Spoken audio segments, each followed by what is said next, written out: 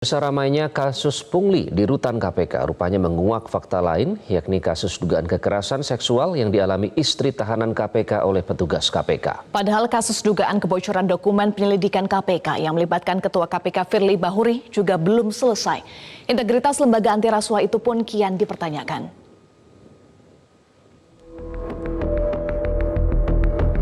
Mantan penyidik senior KPK Novel Baswedan dibuat gregetan karena kasus pelecehan oleh pegawai rutan KPK tidak diusut tuntas.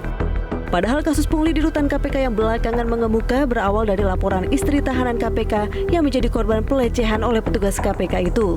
Sementara pada kasus perselingkuhan antara pegawai pria KPK dengan sejumlah pegawai perempuan KPK, Dewas juga hanya menghukum ringan berupa permintaan maaf. Porsi penyidikan perkara pidana itu bukan tugas Dewas. Bagaimana mungkin tugasnya untuk menyidik perkara pidana kemudian diukur sendiri oleh Dewan Pengawas yang katanya nggak punya kewenangan.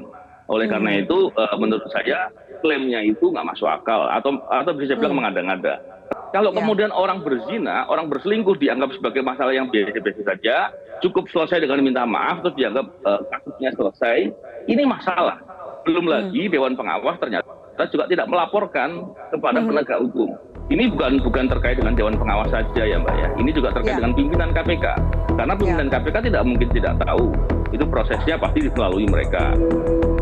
Terkait pungli di rutan KPK, Novel pun menyaksikan perkara ini hanya masalah permintaan fasilitas bagi tahanan koruptor. Saya mengkhawatirkan ini berkaitan dengan kebocoran-kebocoran dokumen yang diupayakan oleh pihak-pihak lain dalam bentuk apapun. Kepada pihak tersangka atau orang yang ditahan, bisa juga terdakwa kalau dia penuntutan. Ketika melihat bahwa ada pemerasan, ada suap di sana dan nilainya besar, dan di KPK standar mengenai ruang tahanan itu lebih baik. Saya bisa katakan paling baik lah dari ruang-ruang tahanan yang ada. Sehingga setiap orang ditahan itu punya ruang tahanan yang standar dan itu sama, berlakunya sama. Dan jenis-jenis kejahatannya pun sama, semua tidak pidana korupsi. Tidak ada kasus copet, kasus penganiayaan, itu tidak ada. Semua kasus tidak pidana korupsi. Jadi saya tidak yakin uang itu diberikan untuk mendapatkan fasilitas. Saya khawatir kemudian ada hal-hal lain. Dan itu berbahaya sekali. Kalau kemudian yang diduga pimpinan KPK saja kasus pembocoran dokumen Dewan Pengawas kemudian tidak terlihat ada gregetnya gitu ya untuk melakukan pengusutan, bagaimana kita bisa mengharapkan kasus ini dia melakukan hal yang sama? Peneliti Pukat Universitas Gadjah Mada menilai sejumlah kasus di tubuh KPK termasuk soal kebocoran dokumen penyelidikan KPK dalam kasus korupsi di Kementerian SDM menjadi bukti pengeroposan nilai integritas KPK. Beberapa peristiwa yang terjadi di KPK akhir-akhir ini, mulai dari kebocoran informasi penyidikan di Kementerian SDM, juga terungkapnya praktik pungutan liar di rutan KPK, menunjukkan telah terjadinya pengeroposan nilai integritas di KPK. Mengapa nilai integritas merosot di KPK?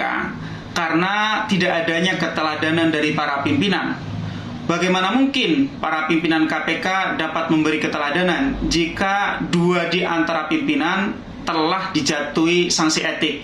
Yang pertama, Ketua KPK Firly Bahuri dijatuhi sanksi etik dalam perkara helikopter, dan yang kedua adalah Lili Pintauli Siregar karena menjalin hubungan dengan pihak yang berperkara dan dugaan penerimaan gratifikasi tiket dan akomodasi MotoGP.